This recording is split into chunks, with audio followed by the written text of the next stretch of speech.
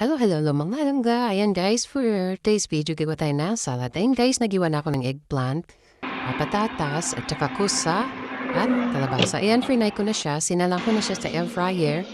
Ayan, habang nakasalang, naghiwa naman ako ng kas. Ayan na guys, ganyan na siya kalalaki, at saka yung ginger. Yan, naghugas na rin pala ako ng shabat.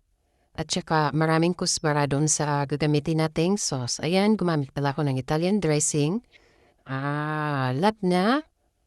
Ayan, nilagay ko lang siya sa blender. Ayan, maraming kuspera po dapat.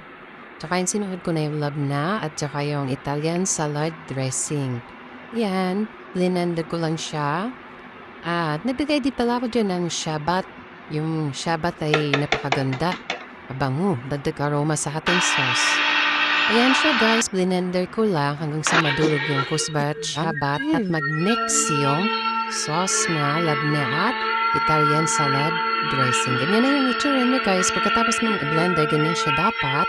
At iyan guys, pagkatapos ko ng blender, nagpainit ako ng mantika. Kasi magpa-fry ako ng fry nuts, yan yung pang-toppings natin. Ayan. Ganyan lang siya, halo-haloin lang. Saglit lang yan siya. Pag na-golden brown na siya, ayan, okay na yan. Ayan. Okay na yan siya at ating ilagay sa strainer para tumulo yung mantika. Ayan na guys, kanya na yung itsura niya. Ayan. Tapos ayan guys, ayun, hiniwa ko palang kas at saka ginger. Minix ko na yan bago ilagay sa plate. Ayan, excited, mag-plating na tayo. Ayan, lagay ko na yung kas at saka ginger yan sa ilalim. Yan. Tapos nilagay ko na rin pala yan yung frinay kong mga vegetables na palabasa. Kusa, patatas, and eggplant.